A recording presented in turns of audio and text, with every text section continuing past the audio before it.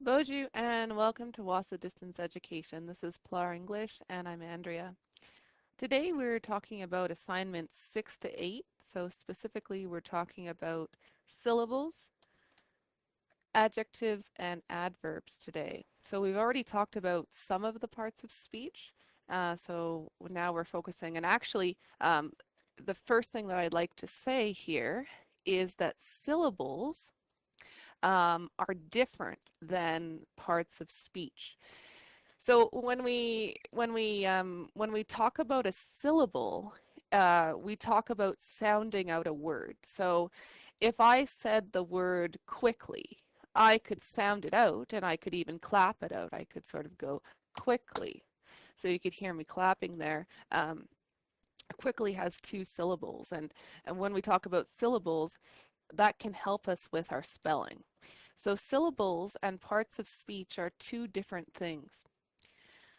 But just to give us a bit of a review and also to look forward as we continue to talk about different parts of speech in this class, I thought I would go through this example with you quickly. And this is just a sentence that has most of the different parts of speech in it.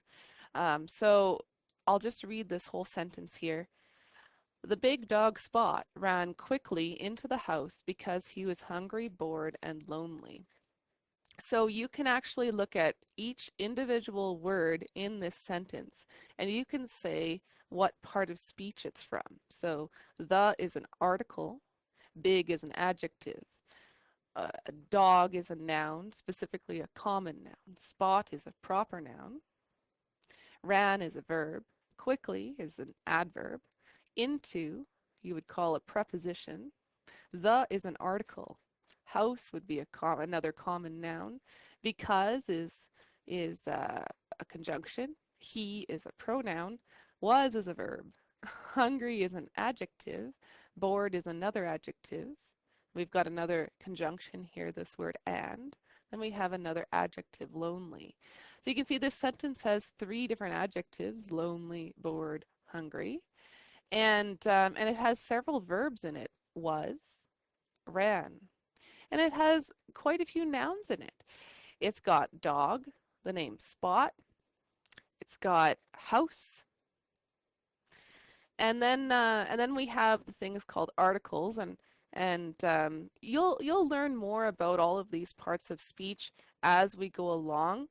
Um, but today again, our focus is on adjectives and adverbs, right? So it's not just any dog, it's a big dog, right? That's an adjective to describe the dog. Um, and how the dog was, how he was feeling, that linking verb was um, hungry, bored, lonely. And then when we talk about adverbs, he didn't just run, he ran quickly. So see how quickly explains how that action of running was done. Now, that's not the only way to use an adverb. Adverbs can be a little tricky. So that's another reason why I saved adverbs for last today. And I will share a good resource with you during today as well that you might want to look at afterwards if maybe you still aren't sure what the difference is between adjectives and adverbs. So this here is just a really quick overview of all of the parts of speech. And if you want more, if you wanted this sentence explained in even more detail, here's my website. And I've got, as you already know, a whole bunch of spelling and grammar videos. So what you can do is you can go into video number 12. Oh, I'm sorry, not video number 12. But there is a video on syllables. You go into this parts of speech introductory video here. And I'm not going to play it, but you can see that I have that same sentence written out. And then I go through and in the video I explain each part of speech. And I just sort of touched the surface here today because again we're just focusing on adjectives and adverbs. So I didn't want to get into every single part of speech. So before we get into adjectives versus adverbs, I wanted to talk about syllables. And syllables, this is helping with assignment 6. So what I'm looking at right now is from pages 10 and 11 in your textbook. I'll just read this spelling tip here. One of the goals of this course is to help you with your spelling. How is your spelling? On the lessons you have submitted to date, have you had difficulty with spelling words correctly? One strategy for improving your spelling is to break a difficult word down into smaller parts or chunks. Every word is made up of one or more sounds. Each of these sound chunks is called a syllable. And then it gives you a list of words to think about. We have cat, so sounding that out, it has one syllable. And then we have doctor, 2 syllables. And then the word triangle has 3 syllables. And then the textbook also gives you the example of the word fantastic, which has 3 syllables as well. Fantastic. And you notice that we're talking about syllables here, right? So when you're actually writing out the word fantastic, you would write out the whole word, right? But when you're showing how many syllables a word has, you need to break up the syllables and usually, well, I mean, there's a few different ways to show the syllables, but the way that I suggest is to just put a backslash in between each syllable. Right. So the first syllable, and then a backslash, and then a second syllable, and then a backslash, and then the last syllable, like that. So that's how I'm teaching it. I mean, you could underline each syllable if you wanted to, as long as it's clear where the syllables are, as long as you show it clearly. I'm not picky. Okay, so continuing on with what your textbook has to say, this is from page 11. It gives you a chart here, and it's pretty self-explanatory. Now there is one there is one word here, a classroom. I just wanted to point out that word. You notice that the word classroom is actually one word, but that one word has 2 syllables in it. So if you were writing a sentence with the word classroom in it, you'd want to make sure that you wrote it out as having one word. But if you're showing how many syllables the word classroom has, you would put a backslash here in between class and room, because those are the sounds in the word classroom. Then the textbook continues on to give you a sentence, and it explains how you could look at each word in the sentence and you could say how many syllables are in that word. So if we just looked at the second word in the sentence, donated, we could say that it has 3 syllables in it. Now I thought that we would do a little bit more practice, and I did notice that a student joined us online a few minutes ago. I just want to say welcome. Well, I'll get started here with this practice. So in this chart, of course, you see that we have 1 syllable words on the left, and then we have some 2 syllable words in the middle, and then 3 syllable words on the right. And of course, words could have more than 3 syllables in them, and we'll actually look at a few examples as we finish up this topic. So let's just go through the 2 syllable words. So we have booklet. So we can separate it, book, let. Artsy, art, see. Then we have floorboard. So here's another example of a compound word. Compound word is just 2 words put together, so that when we spell it out, it comes out as just being one word, right? Floorboard is 1 word with 2 syllables in it. So to show those syllables, we have floor, right? That's 1 sound. And then board is the second sound. Floorboard. Then we have writer. So writer. And then we have this word telling. All right, so now you notice I underlined the ing here.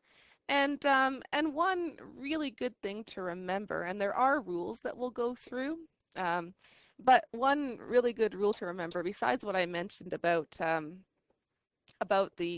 compound words, is that if you have the suffix, and we've already talked about suffixes, but if you have the suffix, the ending of the word, and it ends in ing, that ing, that makes one sound all on its own, right? So now in this case, the root word, right, tell is just a one syllable word. So that's fine. So tell makes its own sound. So we have tell-ing.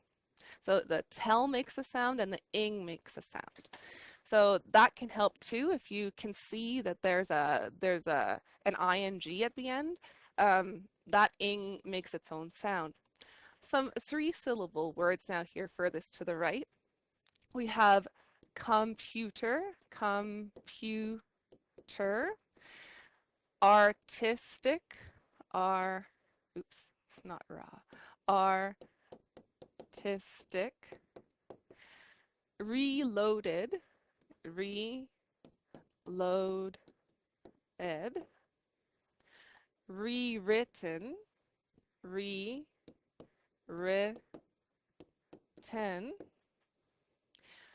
telephone, tell a phone.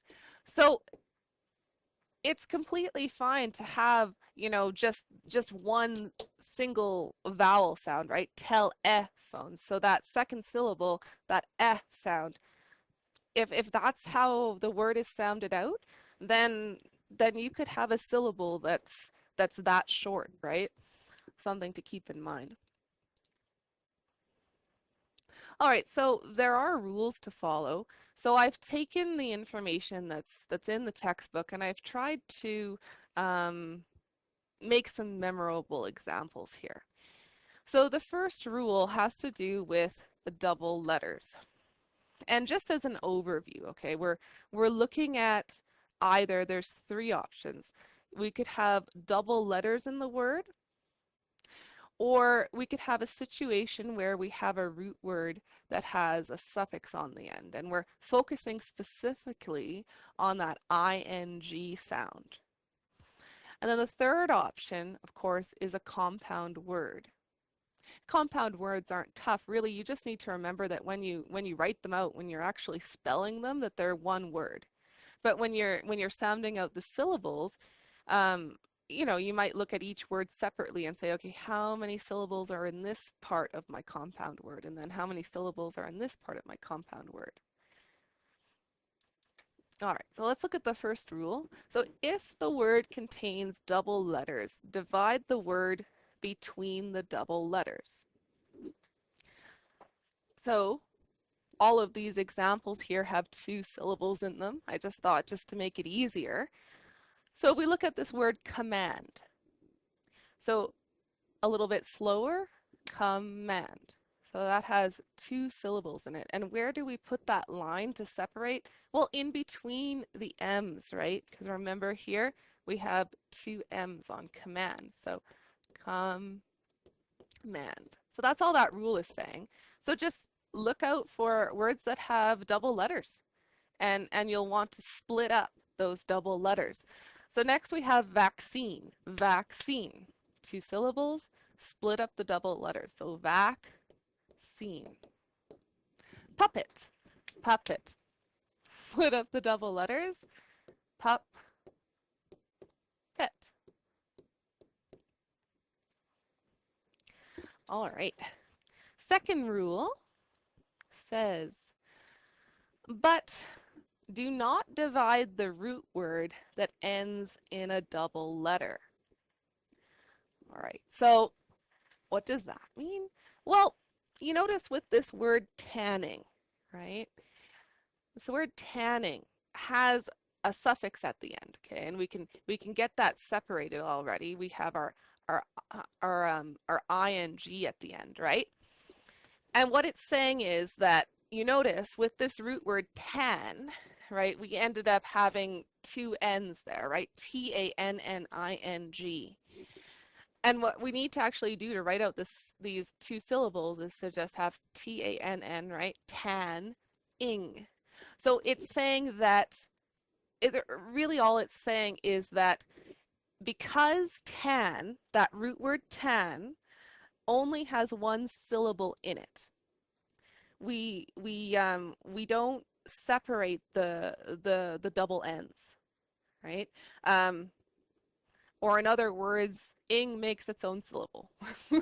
Ing makes its own syllable. So another way to look at this, right? If we look at pressuring, obviously that has 3 syllables. Okay, so ing, its own syllable. And then we look at pressuring. So pressuring, because pressure has 2 syllables by itself and it happens to have a double letter, so we can separate it. Right? Polluting is another example where we can separate the double letters, right? Polluting. So again, really the easiest way to think of this rule is to just think, okay, ing makes its own syllable, right? So get the ing out there by itself and then look at the rest of the word and think, okay, does my root word have 2 syllables like pressure, right? Can I separate it there? Or does it only have 1 syllable like tan, right? And then you wouldn't separate the first half of that word, right? That you just have tanning, right? So falling, that has 2 syllables in it. Another example where the ing makes its own sound and the fall makes its own sound. Falling. Now, what about something that ends in ed instead of ing, like followed? Well, this time what we'd end up with is fall load, like this. So we would break up the double letters. Now, if you're wondering why, it's because this second syllable, load, that makes one sound all by itself. Just that load makes one sound all by itself, right? Just like ing makes its own sound, so does load. So followed. Now, following, now we have 3 syllables. Fall, low, ing. So again, the ing ending always has 1 syllable all by itself. It's probably the most useful piece of information to go with this second rule here. Okay, now let's look at some compound words. So we have grasshopper, one word that's made up of 2 root words, right? So we can break it up. You notice I've underlined the root words in different colors, right? So grass, so we just look at grass by itself. Well, that has 1 syllable, right? And yes, there are double letters in grass, but it's only 1 syllable, right? So we don't have anything to separate there. So we end up with grass. Okay, now let's focus on hopper. Hopper, well, that has 2 syllables. And hopper has double letters in it. So we know where to split up our syllables then, right? So hop, per. So we end up with grasshopper. All right, now we have a word here with some more syllables in it. We have the word super sensitive. 1, 2, 3, 4, 5. Super sensitive. So that's going to be 5 syllables altogether. But let's just look at one root word at a time, right? And remember, for anybody listening, super sensitive, that's one word. That one word is made up of 2 root words. So we are, again, what we're doing is we're breaking up this word, super sensitive, into syllables. We're sounding out the word. So let's focus on the first part, the super. Okay, super. Well, that has 2 syllables in it. So we have super. And now let's look at the second half, sensitive. So we've got sen, si, tiv. So all together we have 5 syllables here. We have super sensitive. All right, now we have a four-syllable word coming up next. Watermelon. So this one's pretty easy, I think, because again, watermelon is one word made up of two root words. So if you're writing a sentence with the word watermelon, it's one word all put together, Watermelon. So we have the first half of it, water, water, and the second half, melon, melon, watermelon. So four syllables.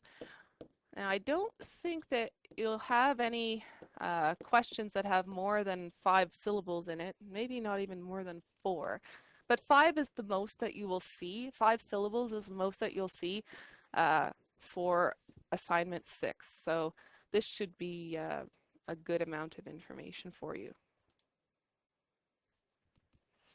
All right, so now we're on to adjectives, which is assignment 7. So your textbook explains that adjectives are used to describe nouns.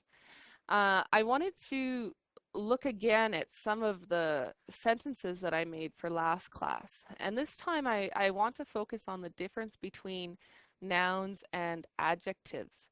I just wanted to point out that if anybody was wanting to get just this portion of the lesson in a video, go back to my website and you can see my list here, and check out video number 13 on adjectives.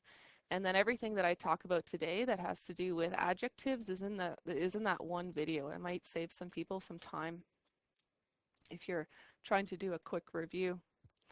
All right, so I'll just go through each at a time. First sentence, he is a morning person, so he is talkative at breakfast. So we want to focus on the difference between nouns and adjectives. So we have the case of a morning person. So a type of person, right? The person is being described as being a morning person, right? So in this case, we just have one noun.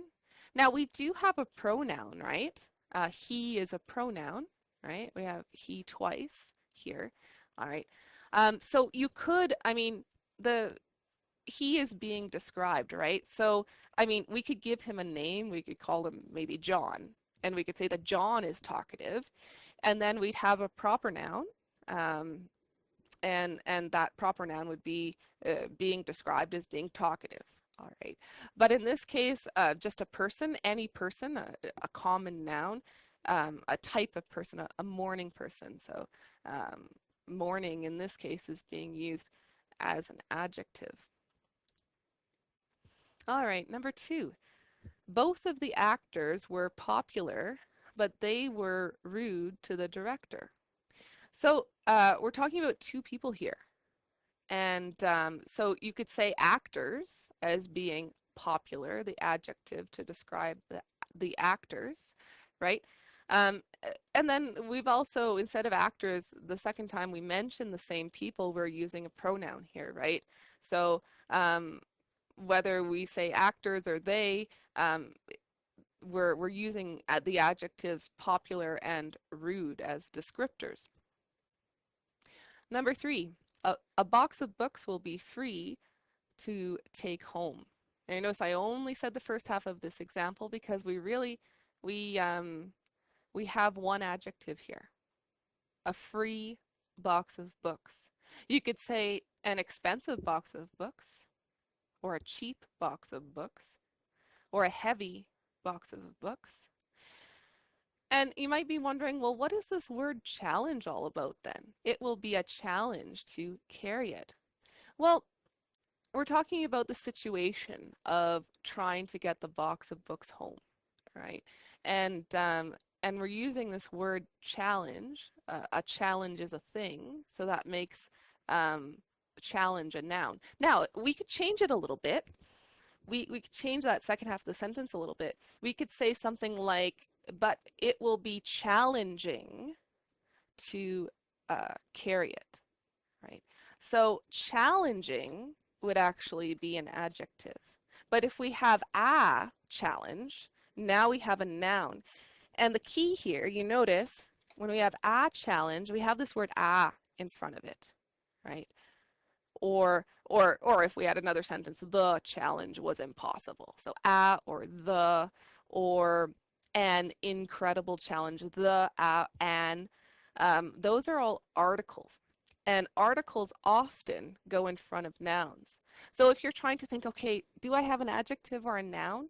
Check to see if there's an article in front of it, right? And again, our articles are, let's write them out here, a, right, an, and the.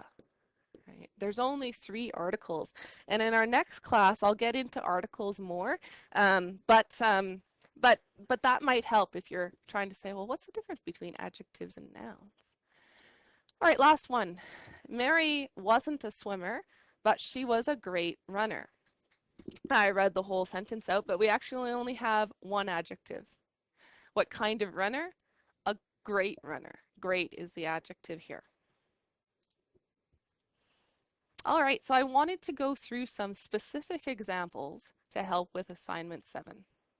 So this is different than what you'll see in your workbook, but it has the same, we're taking the same approach that you will with the assignment. So there are 2 parts to it. So in part 1, for each of the following nouns, write out 2 adjectives that could be used to provide added information. You get 1 mark for each adjective that you write. So that's exactly how the first part is being described. And of course, I have some different nouns here, and I did the first 2 as examples. Now I know that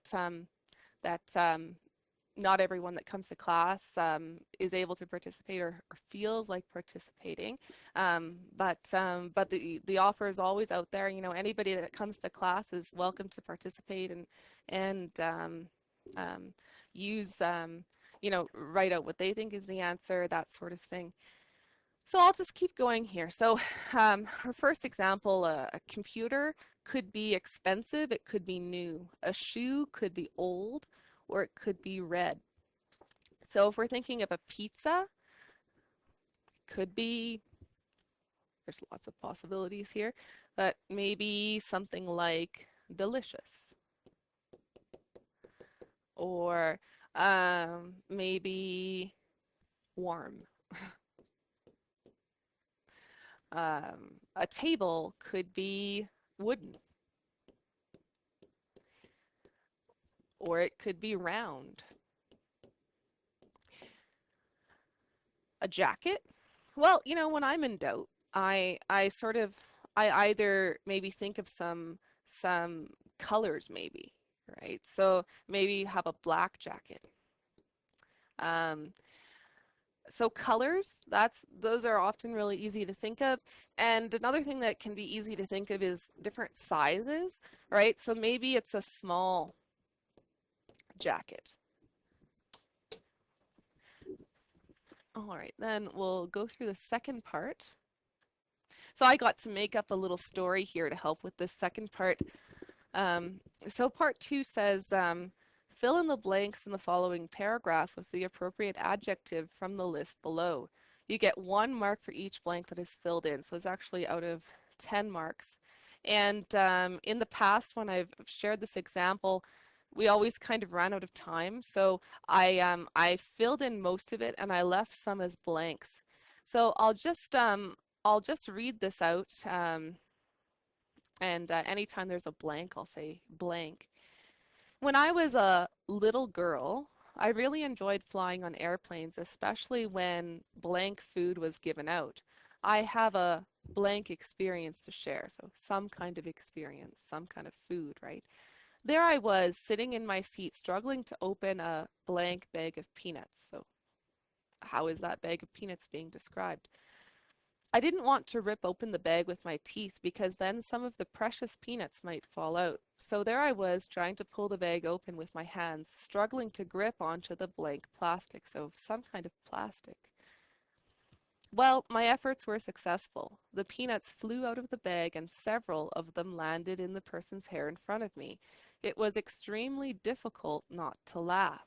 So the adjectives that I already have filled in are little, like a little girl, precious, precious peanuts, successful, like a successful effort, several. So most of the time, numbers or amounts. So if I said five of them, right? But I didn't, I said several of them. But the number five, if I put that in the blank, that would be an adjective, and so is several. Several is also an adjective. And difficult is the other adjective that I already have. So the ones that I have left are tiny, free, fun, slippery. So I'll just go one at a time. I really enjoyed flying on airplanes, especially when, well, free food. Yeah.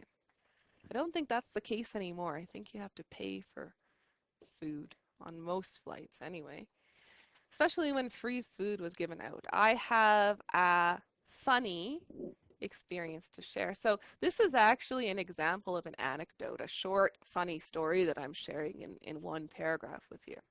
There I was sitting in my seat, struggling to open a slippery, oh, no, that won't work. No, it has to be tiny, right? So this is something that, it might not be obvious right away. You might sort of write one in a blank and go, wait, that won't work because I need this word for a different blank, right? So struggling to open a tiny bag of peanuts. And then down here, so there I was trying to pull the bag open with my hands, struggling to grip onto the slippery plastic. So I'll never forget how tiny that bag was, how slippery it was. It was so difficult to grip, and I finally get it open, and just they went flying. It was pretty funny. I will never forget that moment. So anyway, you can see how you could fill in some blanks with adjectives. That's the second part of assignment 7. Now, I thought this might be useful. I'm not going to read through the whole list. This is just a list of adjectives. It should, if you can't think of adjectives for the first part of assignment 7, you could use this list to help. Oh, I should note something here. When we look at these feelings, like angry, annoyed, anxious, grumpy, hungry, okay, an animal could have a feeling. A person could have a feeling, but things like inanimate objects, like that they would not have feelings, right? So you're not going to have like a confused house, right? You wouldn't describe a house as being confused. You could describe a person as being confused. All right, so I just wanted to point out that feelings, only use feelings for things that are alive. All right. Adverbs. So this is the last part of what I'm teaching today. And this is from, you don't actually have to turn to page 13 because we have it in front of us right here, but this is where it's from. So it says, think about the following sentence.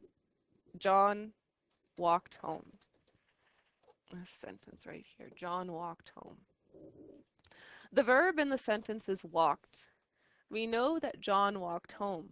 Other words could be added to the sentence to tell us how John walked home. Did he walk quickly, slowly, confidently, or apprehensively? These describing words that modify the verb walked are referred to as adverbs. Okay, when we look at modify the verb, all right, just think of it as go with the verb, right? Another way to think about it is we're explaining how an action is done.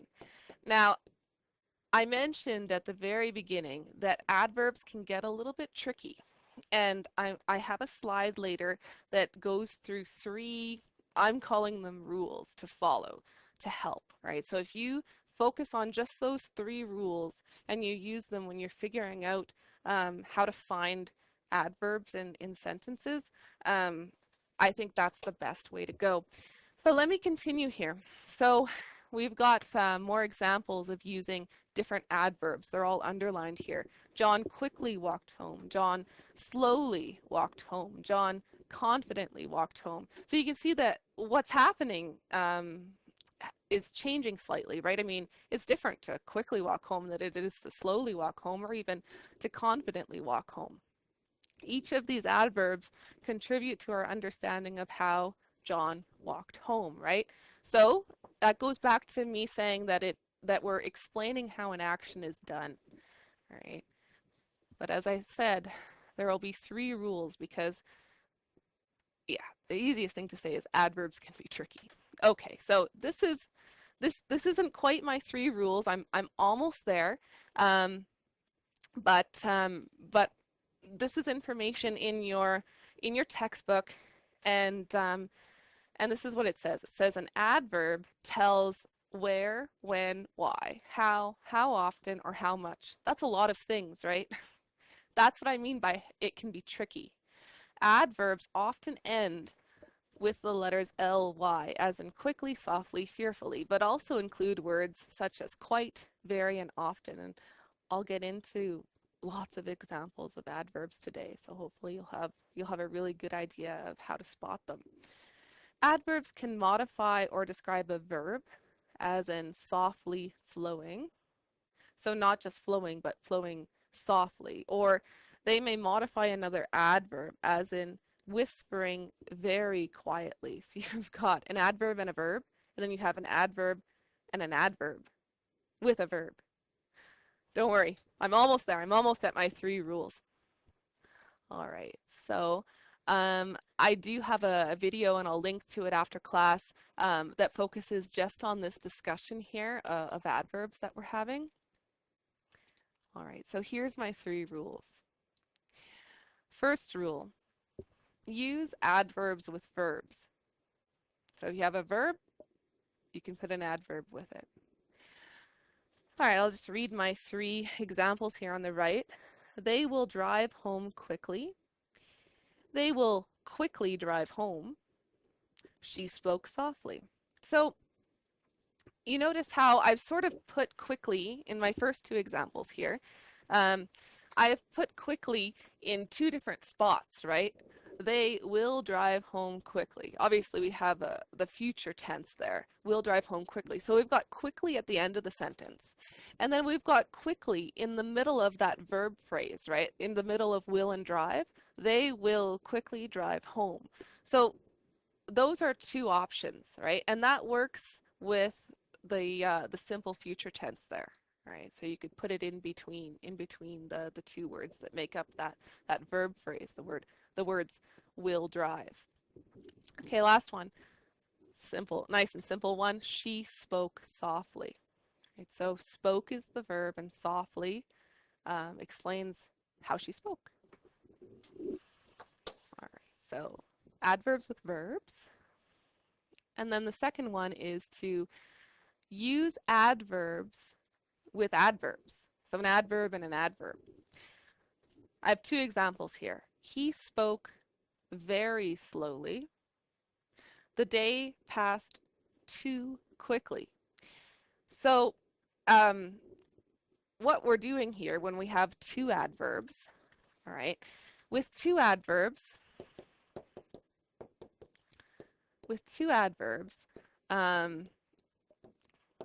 you can add emphasis. All right, so not just speaking slowly, but very slowly, right? Not just a day that passed quickly, but it passed too quickly, right? So we're really emphasizing how slowly he spoke, and we're really emphasizing how quickly the day passed. So we again have 2 adverbs, right? very and slowly in the first sentence. He spoke very slowly, and then too and quickly in the second sentence. The day passed too quickly. Now, some of you might be thinking, well, what about this word too? T-O-O.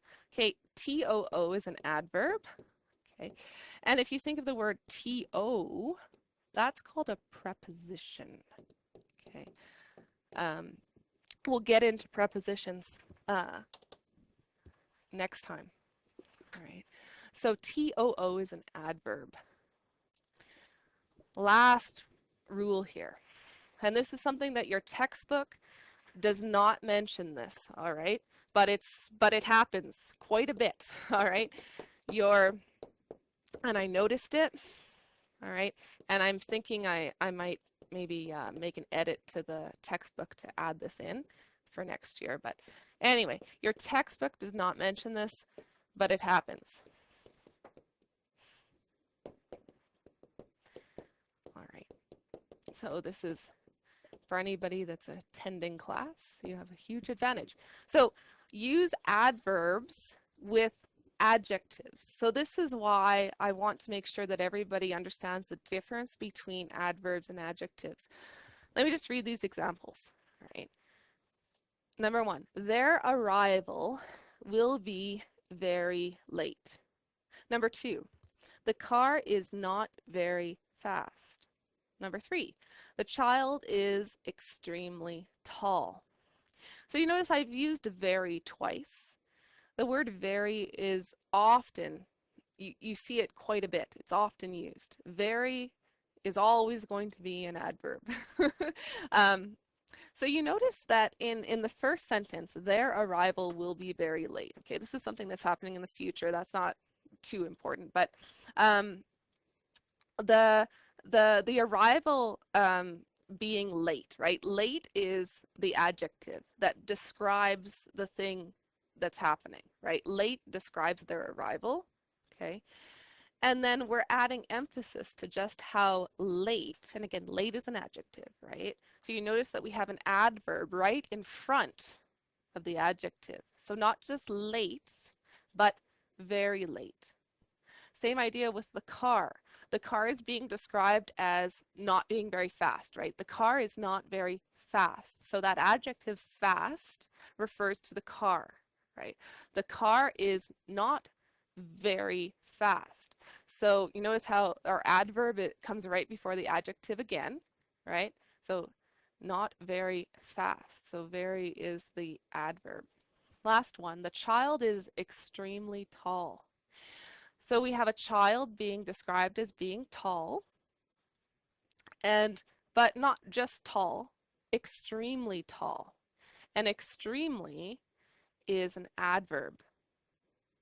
Hopefully that's clear.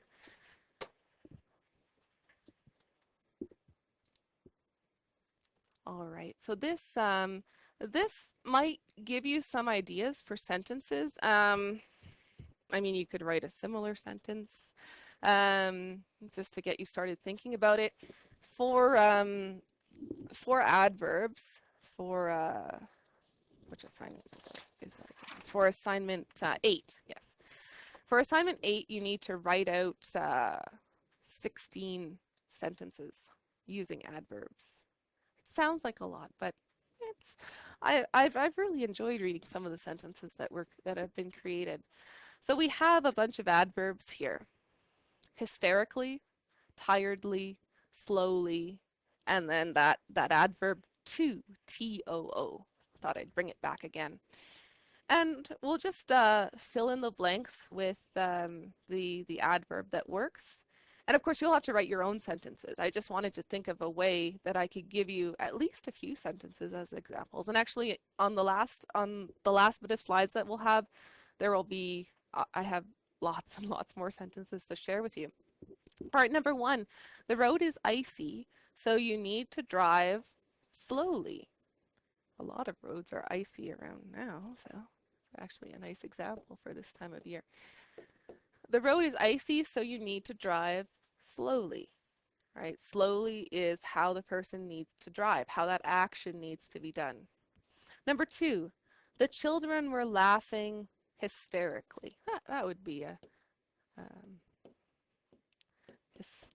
hysterically. Okay.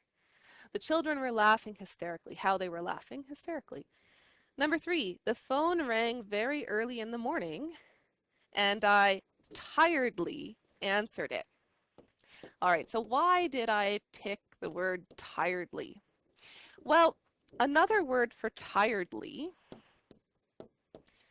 this should help with your assignment. Another word for tiredly is sleepily. Sleepily, S-L-E-E-P-I-L-Y. So there's a difference though between someone who is tired, right? If I say I am tired, right? I'm saying it's like saying I am sleepy, right? And this is an adjective. Okay. So whether you're using tired or sleepy, S-L-E-E-P-Y, you would be using an adjective. But remember, for assignment 32, assignment 8, you need to use an adverb, right? So what you need to do is you need to do something tiredly, right? I tiredly answered the phone, right? Right? Or I sleepily answered the phone. Right. All right, last one. He was too sleepy to drive. T-O-O. He was too sleepy to drive. So there's another example, right? Sleepy, remember, sleepy is an adjective, right? This is an adjective. If I added another sentence on here, all right, he was too sleepy to drive, right? No one, you could say this, you could say no one should drive sleepily, right? Sleepily. So no one should drive like that. The act of driving should not be done sleepily, right? So sleepily is an adverb. Okay. All right. So here's the last bit, and I'm not going to go through every little thing, especially because I have an extra resource that you can go to on my website, and I have time to quickly show you where that is. So here we are here, and we'll go back to our spelling and grammar section, and then we'll find the section on adverbs. All right, and you can see that based on these pictures, this is everything that we're talking about. And in the video, I go into detail about all of these examples that I have in our notes today. So I'm just going to focus on the most important things to remember. So all I'm doing here is I'm explaining how you would use the word annually, how you would use the word exactly, how you would use the word rarely. So I have examples of how to use those adverbs. And you notice all 3 of these examples end in ly. So often an adverb will have that suffix, have that ending, that ly at the end, but not always, right? So if we look at this next one, right, we have one at the end. Remember that word to is an adverb. T-O-O is an adverb. I talk about the word really, right? And sometimes with a word there can be more than one way to use it. So if you're curious about how to use the word really, check out that extra video there that I just mentioned. I do want to go through the word to. All right, so this adverb can be used in a few ways. It can be used to express or explain involvement, participation, or agreement, right? So Fred will go fishing too, like he will also go fishing. Or Johnny likes nachos and I like nachos too. It's like saying, I would also enjoy nachos. The other way that to, T-O-O, can be used is it can be used to express emphasis. So that means that you're expressing or explaining more strongly, like saying, I am too tired to eat. So not just tired, too tired. Or the trip shouldn't take too long. So we probably won't be driving longer than we want to be driving. That's what we're saying there when we say that the trip shouldn't take too long. All right, the last thing that I wanted to mention before we go, and this will take 2 slides here, is how just a reminder of, what's the point of adverbs, right? I mean, we know for sure that adjectives are important, right? Because then we can add a lot of description to our writing, right? We can describe the people, places, and things that we're talking about. We can say how they're feeling. We can say what they look like. We can say how things feel, all right? But an adverb, right? What do adverbs matter, right? Well, when you use different adverbs, you change what's happening in the sentence ever so slightly. So you can make a subtle change to how that sentence is interpreted. So let's just look at this first group here. Janice gently placed the baby in the crib versus Janice carefully placed the baby in the crib versus Janice slowly placed the baby in the crib, or Janice unwillingly placed the baby in the crib.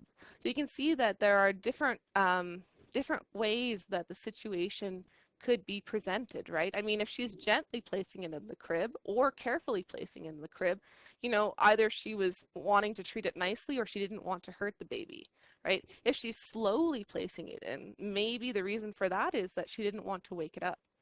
But if somebody is unwillingly placing a baby in a crib, well, maybe that person didn't want to let that baby go. Just as examples here. And then I continue with more examples, right? So I talk about different ways of jumping over a fence, right? And how that changes what kind of jumper that person would be. And then I go into a few other examples. Um, so we have something like the man angrily took the ticket and immediately phoned his lawyer versus the man furiously took the ticket and quickly phoned his lawyer versus the man regretfully took the ticket and calmly phoned his lawyer. So you can see how at first, in the first 2 examples, the man's not happy at all, right?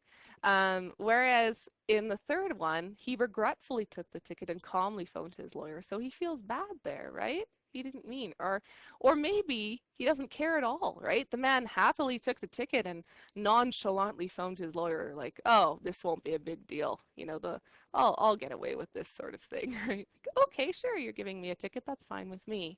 And then here I just describe how a race can be finished.